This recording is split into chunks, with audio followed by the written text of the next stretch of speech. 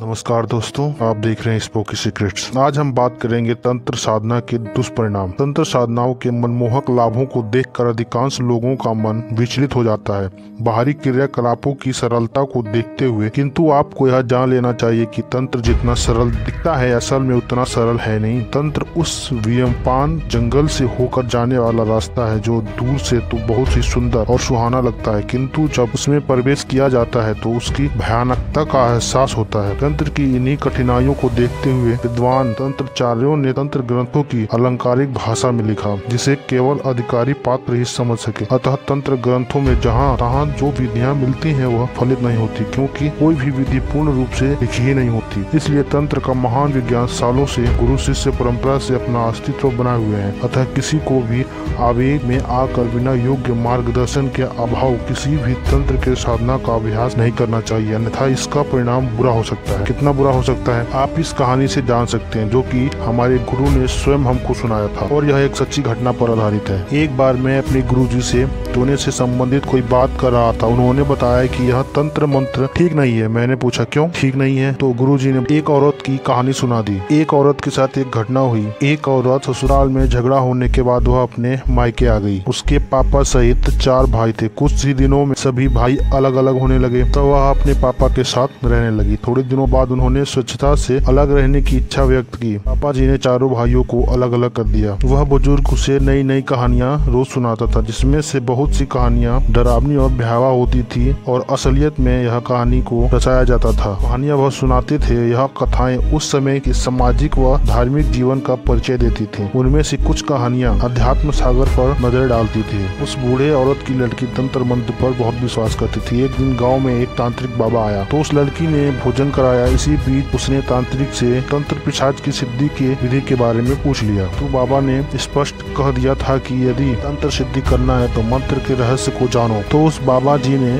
उस औरत को मसान की और पिशाच की सिद्धि के विधि बताई, किंतु बाबा जी ने स्पष्ट कह दिया था कि यदि मसान को पिशाच को सिद्ध करना है तो मन पर कठोर नियंत्रण होना चाहिए। साथ ही यदि हो सके तो तंत्र साधना के समय 2 रक्षकों को साथ रखा जाए। उस लड़की ने पूरी विधि पूछ ली। तांत्रिक बाबा ने आशीर्वाद देकर चल दिया। एक दिन वह औरत 2 रक्षकों को लेकर निश्चित समय पर शमशान में पहुंच गई। जैसे ही औरत ने दीपक का तेल जलाया, पिशाच का आवाहन किया, तुरंत तेज हवा चलने लगी। औरत जिन रक्षकों को लेकर गई थी वह भी कमजोर मानसिक के थे, अथाह कांपने लगे, किंतु फिर भी जैसे तैसे डटे रहे। औरत ने पूजा करके तांत्रिक के बताए मंत्र का जाप करना शुरू किया। मंत्र का जाप चल ही रहा था कि हवाएं और तेज चलने लगी। जिन 2 रक्षकों को लेकर वह औरत गई थी, अब वह बहुत ही अधिक डर चुके थे। भयंकर हवाओं और आंधियों के बावजूद वह पसीने से भीगने लगे। वह निश्चय कर चुके थे कि यह बुढ़िया मरे तो मरे, हम तो चले, और वह वहां से भाग खड़े हुए। उनके भागने से वह औरत मन में संकोच आ गया।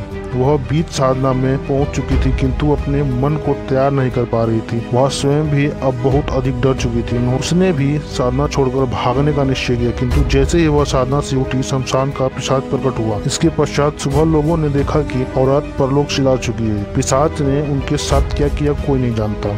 फिर वह अपने ही डर से काल के गाल में समा गई। दोस्तों, असल में तंत्र जितना सरल दिखता है उतना होता नहीं है। औरत की पहली गलती थी कि वह बिना खुद को मजबूत बनाए तंत्र साधना के समर में कूद पड़ी। दूसरी गलती यह थी कि रक्षकों का गलत चुनाव। असल में रक्षक डर कर नहीं भागते तो कोई कारण नहीं था कि औरत के मन में संकोच होता। यदि संकोच और डर नहीं होता तो वह साधना भी नहीं छोड़ती, और फिर यह सब भी नहीं होता। इसे कहते हैं पात्रता के अभाव में साधना के दुष्परिणाम। तंत्र एक स्वतंत्र विज्ञान है। विज्ञान में विकास और विनाश दोनों की सामर्थ्य होती है। आधुनिक आविष्कार और परमाणु बम जैसे हथियार इसके प्रत्यक्ष उदाहरण है। बेशक तंत्र बहुत ही लाभदायक सिद्ध हो सकता है, किंतु उसकी सही विधि व्यवस्था और समझे बिना साधना समर में कूदने का मतलब है मौत को गले लगाना। इसलिए योग निरापद मार्ग का अवलंबन कीजिए और आध्यात्मिक उन्नति कीजिए।